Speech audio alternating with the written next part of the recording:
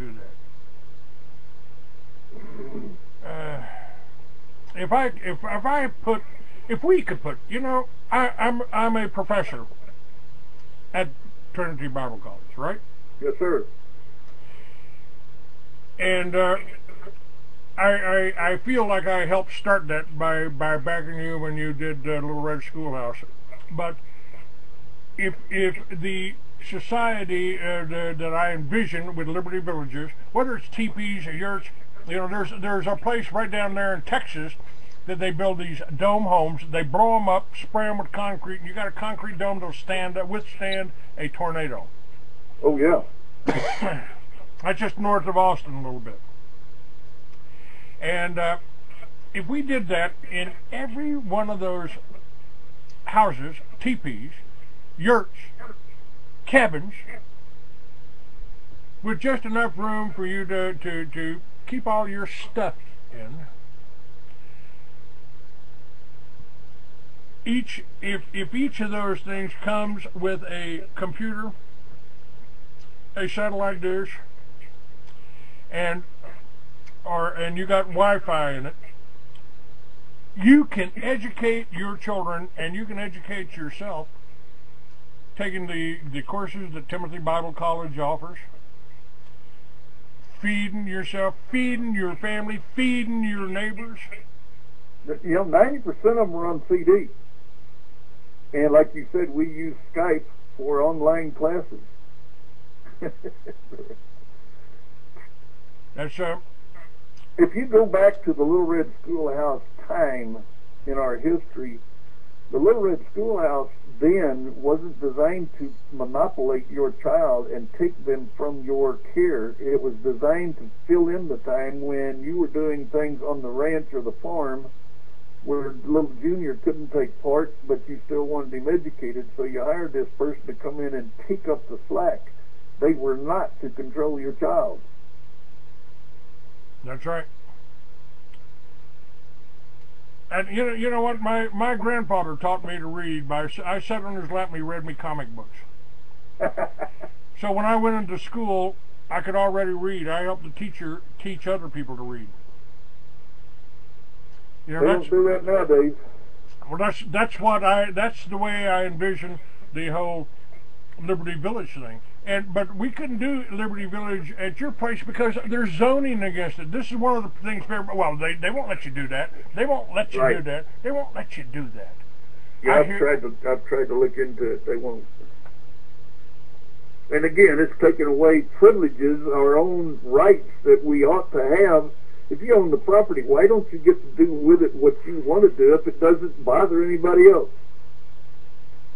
I mean, they don't even want you, if you're in a neighborhood and you try to put up a wind generator, they're going to come in and hassle you. Right, right. And of course you can't do magnetics. But I've got you for a few more minutes here, and I don't know what I lost here, but I want to ask you. You know, we were talking the other day, and I mentioned something about, do you know what love is? Do you know what love is? That's your level of vibrational energy, and you sent me to a site. I want you to tell people about that site. Oh, yeah, I've got a site. I've put together almost 500 pages of ironclad, provable documents of research on this. But it's the Institute for Studying the Human Spirit as an Electromagnetic Field. What you said really hit home, because that's what love really is. It is us connecting with another like, same polarity, same spin, electromagnetic field that we connect with. And it's just like you and I, it goes over the airwaves. You and I have a lock because of this electromagnetic similarity, and you can call it love if you want to, but we are electrostatically connected. But that's what's on that site. It's www.eshift.com, and if you've seen it, it's got some pretty good stuff on it. Yes, and to me, that's, you know, I don't picture God as Charlton Heston, you know? No, he isn't. I wrote about it. I portrayed him in one of my novels. You know, the false god I portrayed as a white-haired, bearded, you know, white man. But in my essence, God is what holds our atoms together. I've researched that. I can prove it. You know, when you come down, what holds an atom together? You got all these electrons spinning around. What holds that together? There's only two atoms. Theory of relativity. What is that magnetic force that is the glue that holds the universe together as well as our atom, which mimics the universe only in microcosm? Yeah, absolutely. And we are made up of that, so why are we not the same?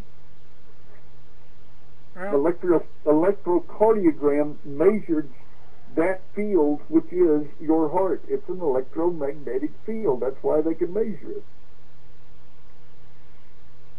So I mean that just ties the whole universe together. It's balanced. It's self-correcting. You know, and all the knowledges are the mystics. You know, the magicians out there, which, you know, consider me one. You know, consider you one. I mean, that's we've got a little bit of knowledge, and we can tap into that. I frankly don't know. It's called the Akashic Records in occult literature.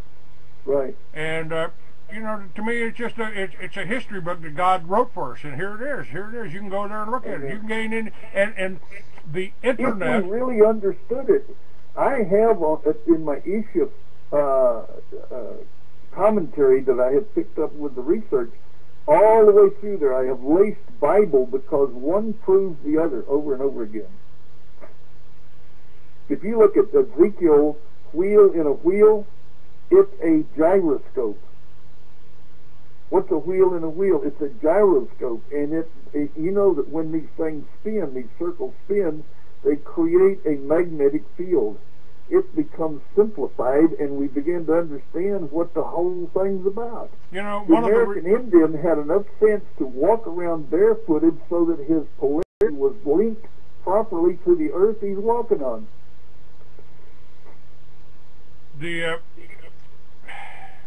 And of course, this is David Koss, who's still listening to us right now. You know, his concept of spinning your coffee or spinning your water. You know, that's it has a visible effect. Have you tried it on a Coca-Cola yet? You know, watch all the fizz go out of your Coke. Right. Yeah, and he's absolutely right. When you take all of the minerals out of water, this processed water they're selling everybody, they are literally taking away those things which support electrolysis with our body, and without the electrolysis, those minerals that we should be taking in, those metals, are non-existent, and therefore our vitals cease to function.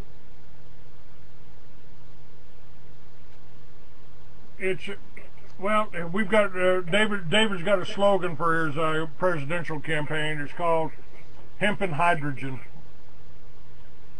If you think about that, the water, I mean, how much energy is contained in a drop of water? Huh. I can tell you as an engineer, there's a tiny little crack that forms with what's known as stress corrosion cracking, which is so powerful that a few loose nascent hydrogen atoms that come off of this electromagnetic reaction, or this electrolysis that goes under a coating, will literally blow it off of the pipe. And it will cause such a crack that you'll have a failure there because it'll tear the steel apart. It's extremely powerful. Now, Jake, one of the most top secret things here, and I know they're real because I know the man that escorted one of the aliens from Roswell to Truman's office. That was Colonel Lloyd Conrad. Happened to be a father-in-law of mine.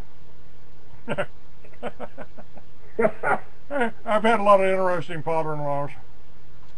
One of them built the Aswan Dam. One of them was Secretary of Agriculture in the Kennedy administration. But the reason I think that the UFO phenomena is so top secret, Because if the American people, or the people of the world, knew that we could hop in that little UFO over there and have lunch on the moon, we'd be asking ourselves, why are we spending all this money on gas? You know, if you could drop a hose over the side of a ship and extract enough hydrogen out of that water there, you could power the ship. You don't need gasoline. And if a UFO uses the magnetics that the universe is made out of, can fly, 5,000 miles an hour. We could haul the Harley over to the Switzerland and go for a ride in the Alps and be back in time for dinner. Well, I'll go you one past that, and if David's listening, we've had this discussion to some degree. The stars in the sky, if you look at Revelation 13 or 12, it will back this up. The stars that fell out of the sky, it identifies as angels. Well, the ones that are still out there, if you see one shooting across the sky, that's not a dying planet or star out there. That is an angel on a mission. I truly believe that. Now, you can call them aliens if you want to, but Hebrews 13 says you may be sitting beside an angel, so watch what you say about them. That's in the Bible. So, and Ezekiel, Elijah came back on John the Baptist. Jesus said that. He said the spirit of Elijah came on John the Baptist. So, these spirits can go around and do things, possibly, and you can call them aliens if you want to, because they're no longer of this world, but the spirit world is very real. Tell me, how does the Bible deal with reincarnation? I feel personally that I've been here a number of times. I've been forced to come back. This may be the last time that it's involuntary. All right, that you have to. 1 Corinthians 15 separates the spirit from the body. If you do that, then it's very explainable in that you didn't come back as Clay Douglas. You didn't come back in the same body. You get a new vessel. But can the spirit return? As I said, in Matthew 17, Jesus tells his disciples, Elijah, who's been dead over 500 years, came back and fueled or perked up or sparked or empowered John the Baptist when he wasn't even out of the womb yet. That's in the Bible. So, the spirits continue to do things. I don't know that they come back. And we know that spirits inhabit bodies because he cast over 1,000 of them out of one guy who was beating his head on the wall. They were called demons. But, there are spirits that are helping us, and there's spirits that aren't. This is a battle of principalities. It is, and it's a spiritual battle. That's why you and I sit here calmly, not shooting anybody, but still fighting the fight, because we know we're supposed to be in the fight, but it's not me going out there and duking it out with somebody that's in Washington. Yeah, I only duke it out for fun, Right? Well, somebody's got to hold their feet to the fire, and if we don't threaten them with our own guns because we have them, then we don't have a real threat because they don't understand the other part. It's what I've been telling my audience for years. The problem we have is, how do you fight evil without becoming evil? This is what happened to the so-called Jews. They were driven out of Germany, they were driven out of Russia, driven down to Palestine. They moved into Palestine and started doing worse to the Palestinians than was being done to them. Right. I don't want that to happen. I don't want to become as evil as them. And that's when you get some of these Christian identity people out there, which I believe are ringers. That's like the guys going showing up at a Ron Paul rally in KKK outfit. Well, that's what I was talking about earlier with the Tea Party. With the people we sent to Washington, is they lose sight of reality and become embroiled in the same cesspool we sent them to clean up. And we've got to break out of that. And what they've done is I refer to the Republican and Democratic parties as two wings of the same bird, and that's a global vulture. It ain't an eagle. Amen. Well, let me tell you what happened in my church, because it makes it very personal. I came out of religiosity because I couldn't find anything that was real. I couldn't find them sticking to the Bible and without all the pomp and circumstance and ritual. So I started a church. God led me to begin one strictly biblically, and I patterned it after Jesus' walk. After it had been going to the point where baptizing, I think the 4th year we baptized 75 people, it was really working in this little community I'm in. But my people almost forced me into a place that I had tried to stay away from. We came up with this little thing for New Year's Eve called idols and stuff, and we had them for 2 or 3 months. Put their little papers, cigarettes, booze, everything else in this box. On New Year's Eve, we went outside and symbolically burned the box. Of course, I poured the alcohol out before I got it out there. We burned the box. And it helped people become better because they got rid of some things that were hurting them. The next year, they demanded that I do it again because it was who we were, and I said, whoa, I can't do it. This is the very thing that has gotten religiosity where it is today, is falling into this trap of trying to repeat something that's not even biblical. It's like our Constitution. We've gotten so far away from it, we're doing opinions. Let me ask you this here. I have said many times, I wouldn't be doing what I'm doing if I didn't think God wanted me to do this. I have been put in so many situations. I've been in 49 states, 7 countries. I've been in the jungles of Belize. I've been in the mountains in Colorado. I've been on the I've been over the next to I didn't go over Niagara Falls. You know, I've been put in all these positions. You know, I've been introduced to people. I mean, everybody in the Patriot movement, from Eustace Mullins, you know, to Charles Collins, I've met. You know, and why Barry Seal, the guy that flew the drugs from Panama into Mena, Arkansas. You know, he dropped off some nice Oaxacan in my place in Dallas once. How did I know those people? I mean, this wasn't before. This is before I got in the paper. How did I meet these people? How did I get put in that situation? There has to be some other explanation for it. Oh, absolutely. And I wouldn't be doing. I wouldn't be doing what I'm doing if I didn't think it was a cult. It's irritating. It's frustrating. You feel like nobody's listening. Like I told you, God told Elijah, man, get off your pity pot and go back to work. I'll send you these 3,000 guys that haven't bowed to the oppressors yet.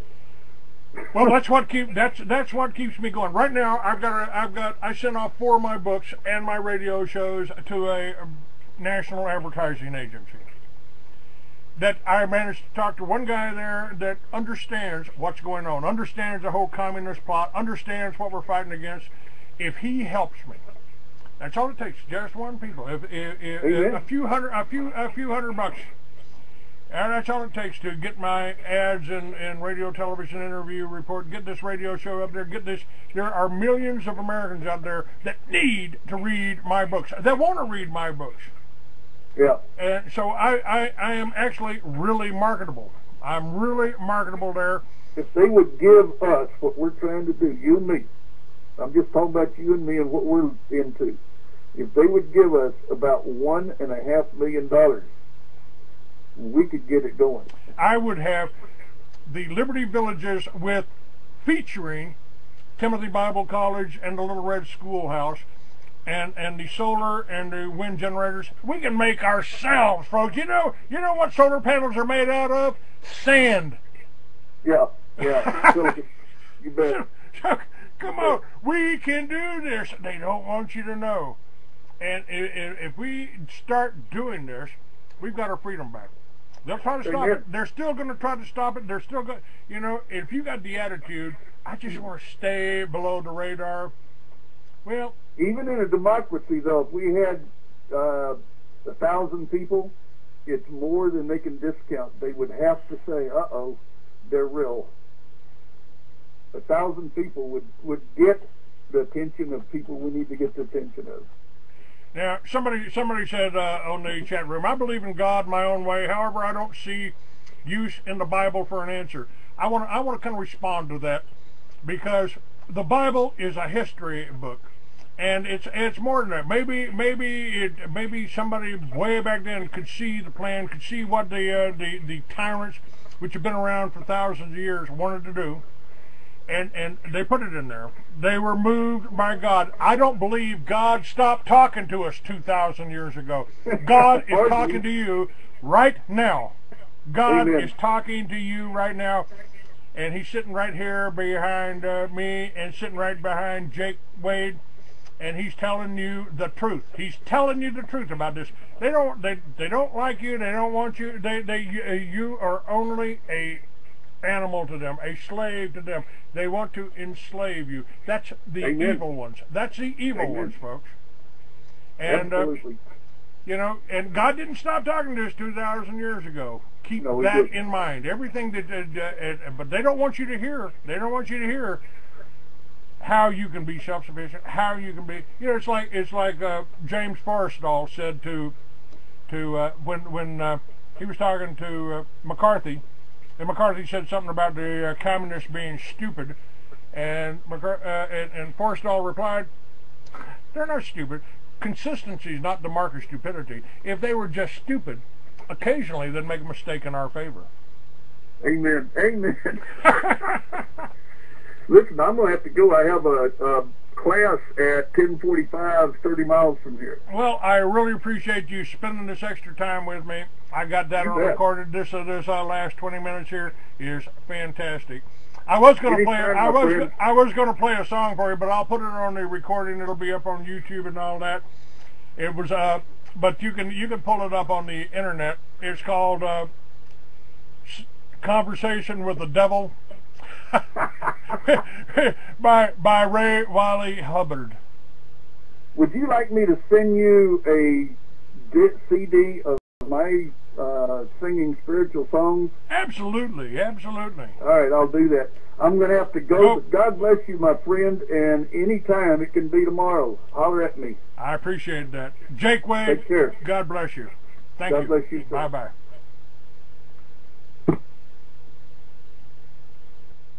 Okay. And I want to do a little follow-up here to my conversation with Jake. I planned to do this earlier, but I wasn't able to do this.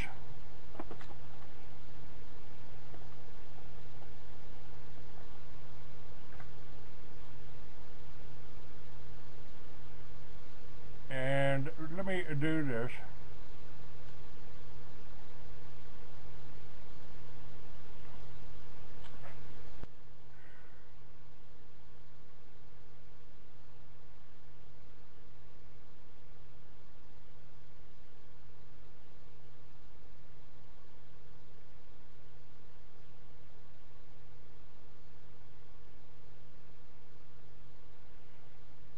All right.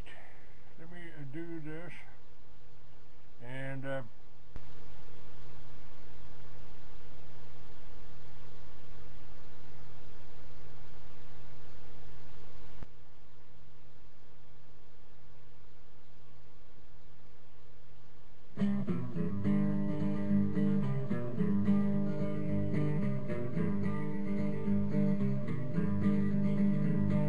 I dreamed last night I was cast into hell by a jealous God.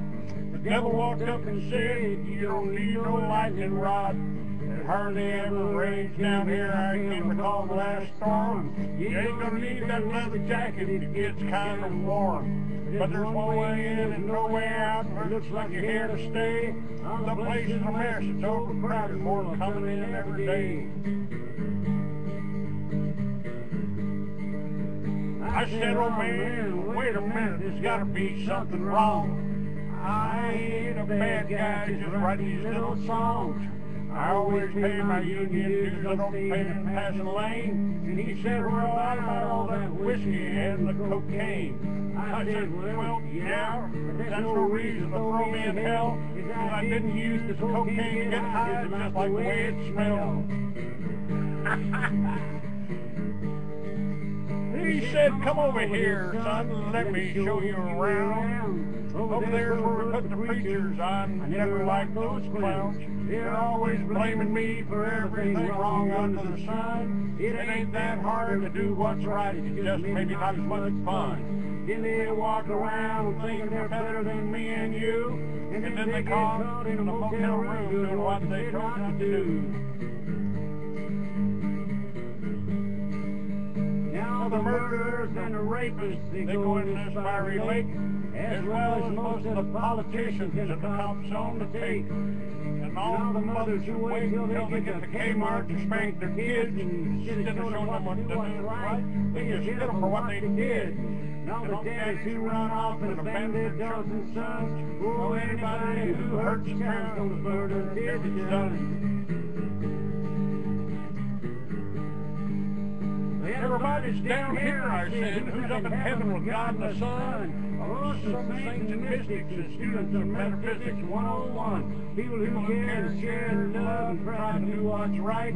Beautiful souls who relive stories to the babies every night. But you won't find up in heaven a Christian coalition, right-wing conservatives, country program directors, and national record executives. Now, I said I made some mistakes, but I'm not bet those guys. How can God do this to me, or can't He sympathize? He said you're wrong about God being cruel and mean. God is the most loving thing that's never been seen. I said, hotshot, tell me this, which religion is the truest? He said they're all about the same. Who would have a good Christian, but Jesus would have made a good Buddhist. Well, I thought about my future. I didn't seem to have much of one. I looked around to leave, but there was no place to run. I said, I don't suppose I could go back and try living again. You know, like reincarnation. I guess that's the way it's always been. I can't answer that shit. You're going to have to wait for that response. But it's not any more unusual to be born twice than it is to be born once. Well, it looked like I was going to be stuck here as far as I could tell. I thought I might as well suck up, you know, what the hell. I said, you know that song Charlie Daniels did about how you went down to Georgia and played fiddle against that kid? He said, yeah, it broke my heart, but you know, what are you going to do? I said, to tell you the truth, I thought your solo was the better of the two. Well, then I woke up and I was lying in my bed. I ran upstairs and kissed my little boy on her sleeping head. I took this dream as a sign from God. I thought I'd better pray. I said, don't ever speak to me directly, and thanks anyway. Now so much has changed about me. Some get giving up red meat. Some get spiritual because they see the light, and some because they feel the heat.